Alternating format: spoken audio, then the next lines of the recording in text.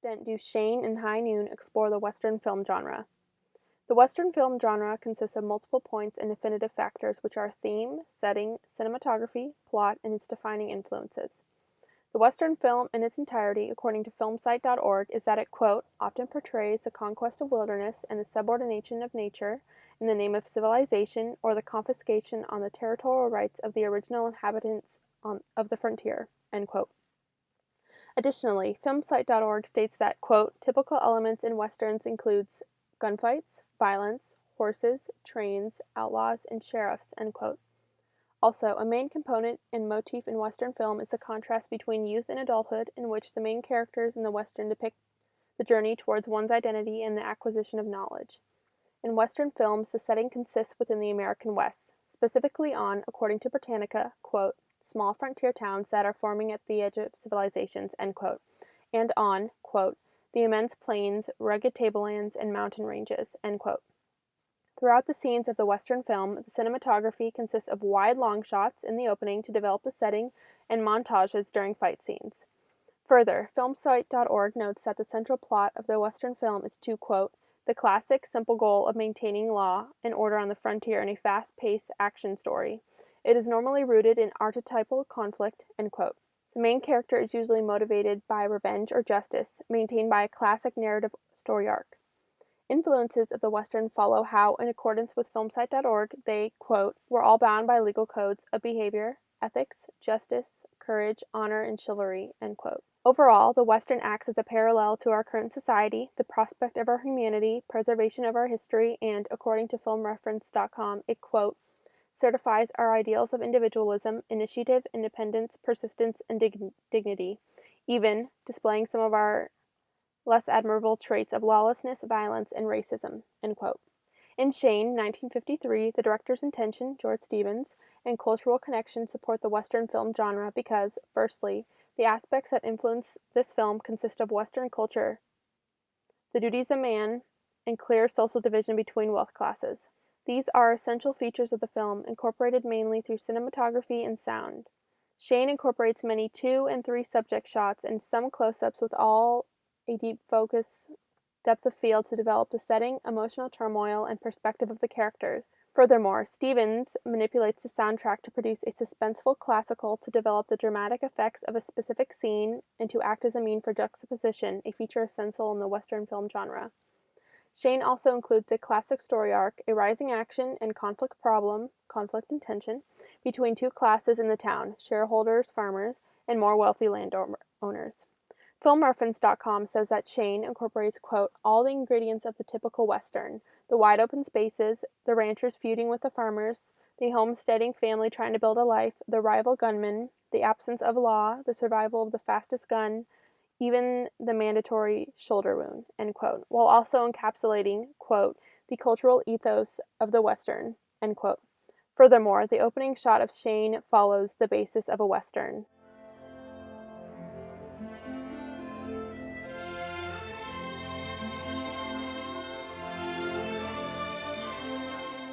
We see that in the opening scene of Shane, there is the authentic characteristic long shot of a mountainous landscape that Shane, on a horse, rides into frame.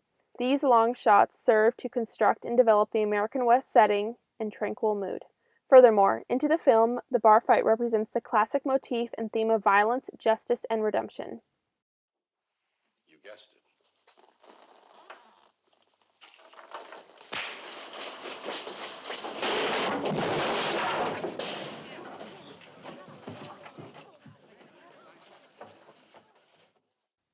This bar fight includes subjective close-up shots with panning to represent the point of view of the audience in the film, all combined together in a montage, heightening the impressionistic notion of justified violence and the prospect of power and strength.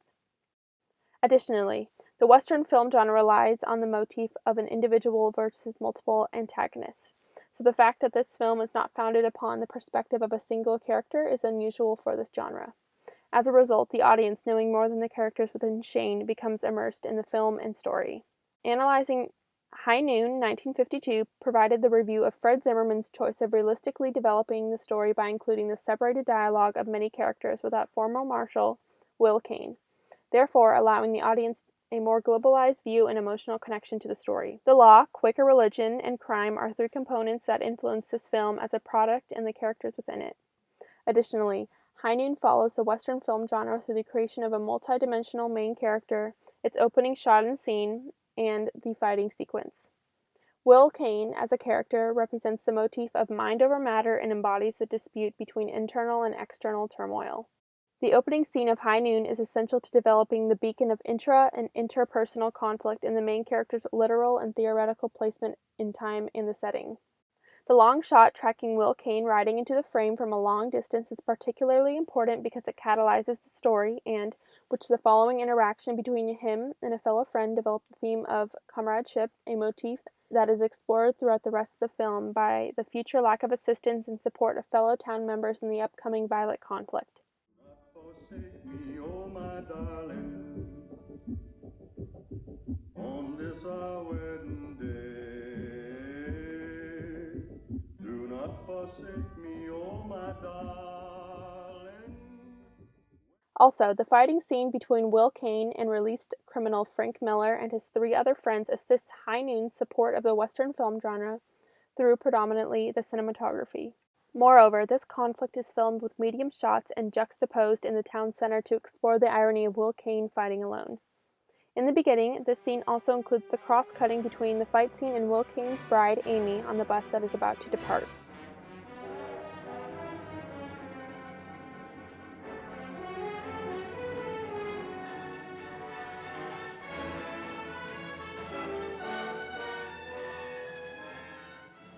Western films, popular in the 1950s, follow the typical gender stereotypes, but High Noon broke this convention by constructing female characters with influence and worth.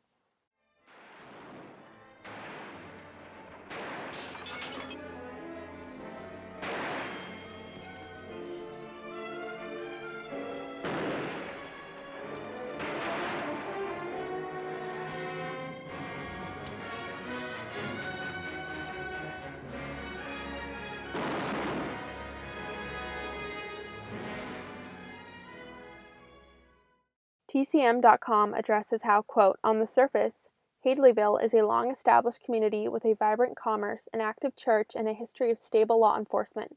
But beneath the facade of respectability are major flaws in the infrastructure, end quote, which produces the question of, quote, is civilization really worth fighting for, end quote. The founding similarities of Shane and High Noon are that both contain similar influencing factors, are spaghetti westerns, utilize long wide shots for the opening scene, embody the nature of one man versus multiple antagonists, and craft fighting scenes with montage editing. These elements in their entirety depict the essence of humanity and its distinctive characteristics. On the other hand, the cinematography is the main feature that creates differences between Shane and High Noon. Further, Shane is in color while High Noon is in black and white. Color serves to develop ambiance and mood to the scene, so High Noon's black and white feature develops the emotional uncertainty and internal burden Will Kane encounters. It can be concluded that these two films extensively explore the Western film genre through both following and breaking its conventions. This is purposeful because Stephen's intention in Shane was not to focus profoundly on the perspective of Shane, so this film is shot through the perspective of a bystander, unifying the connection the audience has with the film but limiting the characterization of Shane.